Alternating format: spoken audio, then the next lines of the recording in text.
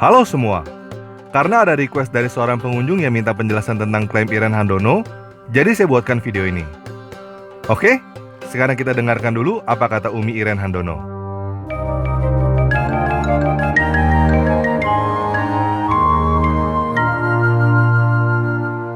Kita lihat kitab Nabi Yesaya pasal 29 ayat 12. Dan apabila kitab itu diberikan kepada seseorang yang tidak dapat membaca, tidak dapat membaca, dengan mengatakan, baiklah baca ini, maka ia akan menjawab, aku tidak dapat membaca. Oke, kita udah dengar ya. Yesaya 29 ayat 12 yang dibacakan oleh Umi Irene Handono. Nah, sekarang saya mau bertanya nih kepada teman-teman yang muslim. Ayat ini adalah nubuat tentang Muhammad bukan? Oh, langsung cepet jawabnya ya. Iya ya, menurut kamu ini nubuat tentang Muhammad ya? Oke, kita lanjut ya. Ya Allah Umi, ini seperti wahyu yang pertama kali turun kepada Nabi Muhammad itu adalah surat Al-Alaq. Yang pertama adalah Iqra, yang artinya bacalah. Nah, tapi Nabi bilang aku tidak bisa membaca. Nah. Dan Jibril memaksa untuk baca. nah, itulah ya. Nah, mungkin teman-teman Kristen ada yang belum tahu nih sebenarnya ini lagi ngomongin apa dan apa hubungannya. Saya jelasin dikit ya. Menurut buku Hadis Bukhari, pertama kali Muhammad menerima wahyu, ceritanya Muhammad bertemu dengan malaikat yang menyuruhnya membaca. Namun Muhammad menjawab, saya tidak bisa membaca. Lalu malaikat itu memegang dan mendekap Muhammad sampai dia sesak. Setelah itu, malaikat itu menyuruh Muhammad baca lagi. Namun Muhammad kembali menjawab, saya tidak bisa baca. Lalu malaikat itu kembali memegang dan mendekap Muhammad sampai dia sesak. Dan hal ini berulang 3 kali.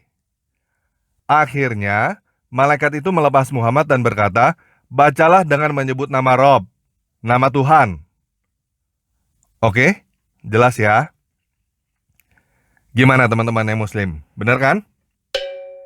Nah, saya mau bertanya lagi nih yang kedua kalinya kepada teman-teman yang muslim. Yakin mau klaim bahwa Yesaya 29 ayat 12 adalah nubuat tentang Muhammad? Yakin ya? Oke, kita lanjut. Jadi, Ini match nih.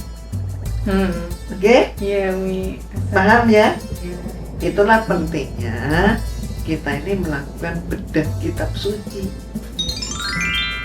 Supaya apa? Supaya semakin tahu. Wawasan kita terbuka. Dan kita semakin mensyukuri nikmat iman dan nikmat Islam. Bagi orang yang ingin mencari kebenaran, ya, ingin mencari kebenaran, dia pun akan jadi paham. Seperti ini, iya. Seperti ini. Dan ada disebutkan. Oke Umi.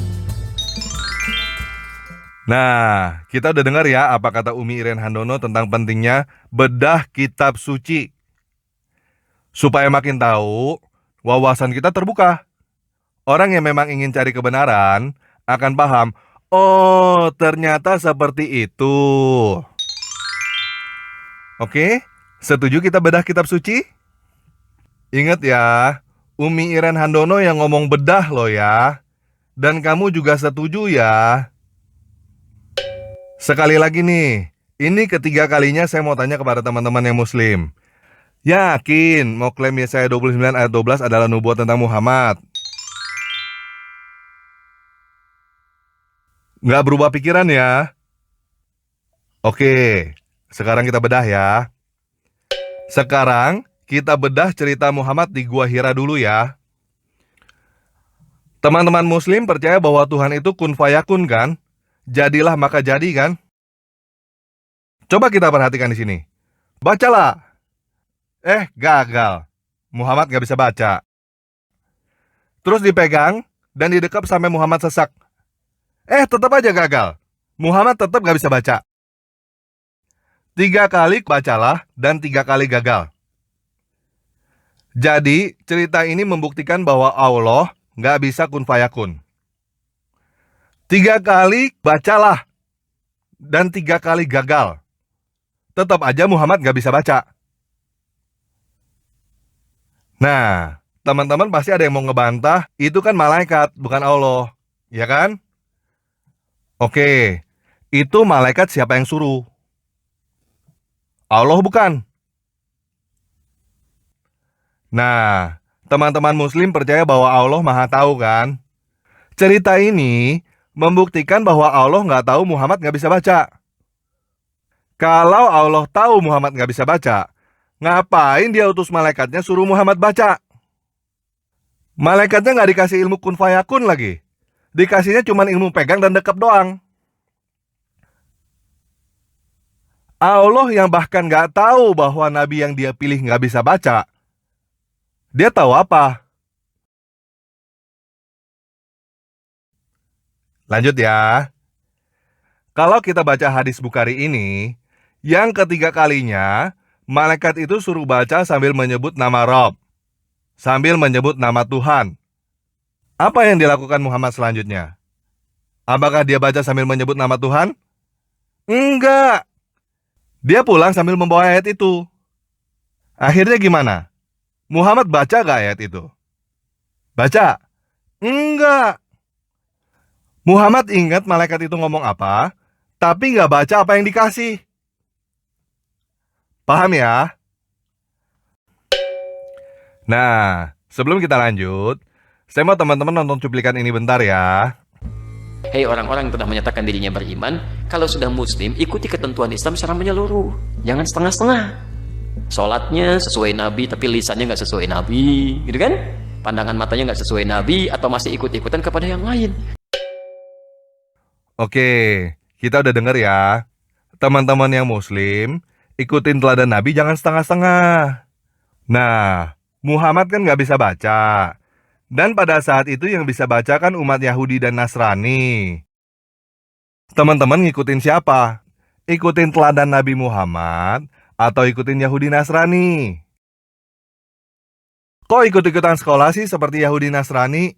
Kan katanya nggak boleh jadi seperti Yahudi Nasrani. Kalau bisa baca tulis, jadi seperti Yahudi Nasrani loh. Jadi seperti kafir loh. Ayo dong. Katanya kalau ikutin teladan Nabi jangan setengah-setengah. Makanya anak-anak kamu jangan dikasih sekolah dong. Jangan dikasih belajar baca tulis, biar seperti Nabi. Kan kamu bangga banget, Nabi kamu nggak bisa baca tulis. Oke? Oke, sekarang kita lanjut ke Yesaya 29 ayat 12 ya. Ingat, ini kalian yang klaim loh ya, bahwa ini nubuat tentang Muhammad. Saya udah 3 kali nanya loh ya. Oke? Nah, sekarang kita buka. Sebenarnya Yesaya 29 ayat 12 itu ngomongin apa? Kita buka 1 ayat di atasnya dan 2 ayat di bawahnya. Yesaya 29 ayat 11 sampai 14. Kita baca bersama ya. Maka bagimu penglihatan dari semuanya itu seperti isi kitab yang termeterai. Nah, teman-teman lihat kata seperti gak di situ? Seperti kitab yang termeterai. Apa yang seperti kitab termeterai? Kita baca ulang ya. Maka bagimu penglihatan dari semuanya itu seperti isi sebuah kitab yang termeterai. Jadi apa yang seperti kitab termeterai? Penglihatan. Jadi ini ngomongin soal kitab beneran bukan?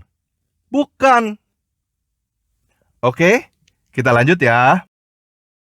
Apabila itu diberikan kepada orang yang tahu membaca, dengan mengatakan baiklah baca ini, maka ia akan menjawab, aku tidak dapat, sebab kitab itu termeterai. Paham nggak? Kalau dikasih ke orang yang bisa baca, maka orang itu nggak bisa baca karena kitab itu termeterai. Disegel, digembok. Jelas ya? Lanjut. Dan apabila kitab itu diberikan kepada seorang yang tidak dapat membaca, maka ia akan menjawab, aku tidak dapat membaca. Kalau dikasih ke orang yang gak bisa baca, maka orang itu bilang gak bisa baca. Paham nggak? Jadi ayat ini ngomongin penglihatan. Orang yang bisa baca penglihatan gak bisa baca karena digembok. Orang yang gak bisa baca penglihatan yang gak bisa baca. Jelas ya? Jadi apakah ayat ini bernubuat tentang Muhammad? Mulai bingung ya? Nggak apa-apa. Saya ikutin klaim kamu. Nubuat ini tentang Muhammad. Yuk kita baca selanjutnya. Yesaya 29 ayat 13. Dan Tuhan berfirman, oleh karena bangsa ini. Bangsa yang mana ini? Karena tadi teman-teman klaim bahwa Yesaya 29 ayat 12 adalah nubuat tentang Muhammad. Bangsa ini berarti tentang umat Islam dong. Betul ya? Kita lanjut baca ya. Oleh karena bangsa ini datang mendekat dengan mulutnya dan memuliakan aku dengan bibirnya, padahal hatinya menjauh daripadaku, dan ibadahnya kepadaku hanyalah perintah manusia yang dihafalkan. Ibadahnya kepada Tuhan apa? Hanya perintah manusia. Udah paham sekarang teman-teman yang muslim? Ibadahmu itu hanyalah perintah manusia. Apa yang kamu hafalkan itu hanyalah perintah manusia. Ingat ya, 3 kali kamu sendiri yang klaim bahwa ayat ini nubuat tentang Muhammad. Dari ayat ini aja, seharusnya kamu sudah sadar dan segera meninggalkan agamamu yang cuma perintah manusia itu. Masih mau lanjut? Kita tuntaskan aja ya. Yesaya 29 ayat 14. Maka sebab itu, sesungguhnya aku akan melakukan pula hal-hal yang ajaib kepada bangsa ini. Bangsa apa? Umat muslim. Keajaiban yang menakjubkan. Hikmat orang-orang yang berhikmat akan hilang. Dan kearifan orang-orang yang arif akan bersembunyi. Paham nggak?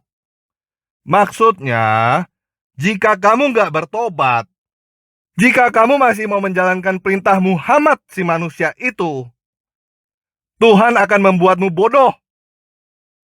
Kamu tidak akan punya hikmat, dan kamu tidak akan punya kearifan. Kalau kamu bilang orang-orang pintar masuk Islam, berarti kamu bukan hanya sudah bodoh, kamu juga sudah buta. Orang seperti Iren Handono ini mengaku sebagai mantan biarawati kan? Berarti dia udah tahu ayat sebelumnya dan ayat sesudahnya kan? Terus kenapa dia nggak kasih tahu kamu? Kenapa dia sembunyikan dari kamu? Karena dia mau kamu tetap bodoh. Kalau kamu tetap bodoh, kamu gampang dibohongin. Supaya kamu gampang dimanfaatkan.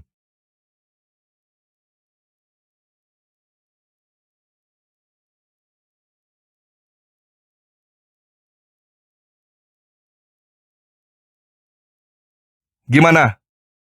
Masih tetap mau menjalankan perintah manusia? Atau mau bertobat sekarang? Kamu mau tetap Islam? Atau mau meninggalkannya? Tinggalkan sekarang sebelum terlambat. Tidak ada kebenaran di dalam dusta. Guru dusta gak akan membawamu kepada kebenaran. Orang yang ngajarin kamu boleh berdusta dalam 3 hal. Gak akan mengajarin kamu kebenaran.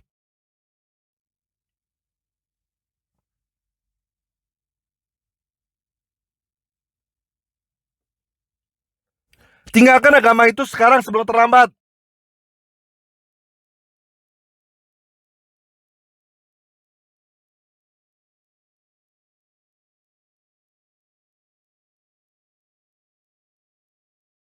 Buat teman-teman yang udah sadar sekarang, katakan sekarang juga kamu meninggalkan Islam. Katakan sekarang juga saya meninggalkan Islam.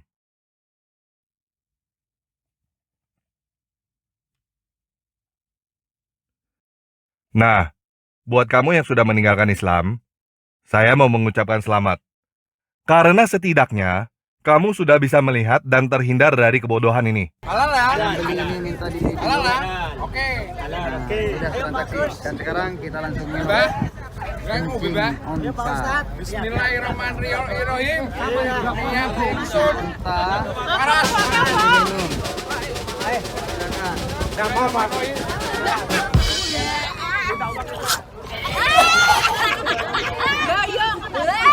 Aduh, ini ternyata apa yang terjadi? Apa yang terjadi? Terus. Aduh. Langsung keluar semua kotoran-kotoran. Keluar semua kotoran-kotoran yang ada di dalamnya. Foto lagi. Itu udatnya. Oh, dicampur susu kok, bener kok. Itu dia. Kok uyo itu? Ini apa yang terjadi? Kasih air. Keluar semua kotoran-kotorannya. Tat, jangan jadi di video, Tat. Nggak jadi batal, weh. Muntah-muntah kok. Apa biar tahu. Biar tahu bagaimana cara. Jangan pernah nyoba-nyoba rasanya. Jangan mau. Ah. Nggak mau, nanti nggak Pari. kuat perutnya. Pari, bagaimana rasanya kau sampai muntah-muntah begitu?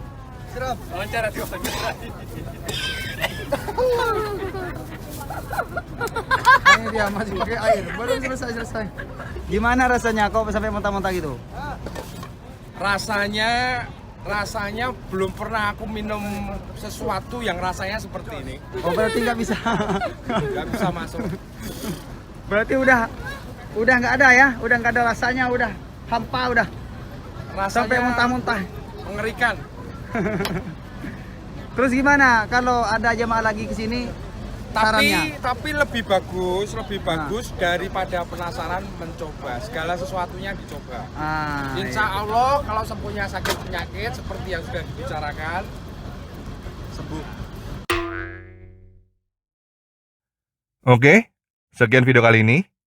Yesus Kristus penguasa saya sudah memberkati kamu yang meninggalkan Islam. Kita bangga menghafal Al-Quran tapi tidak memahami Al-Quran. Senang mengulang berbahasa Arab tapi tidak mengerti bahasa Arab. Suka membaca Al-Quran tapi tidak memahami maknanya. Akhirnya apa? Menjadi keledai di Indonesia.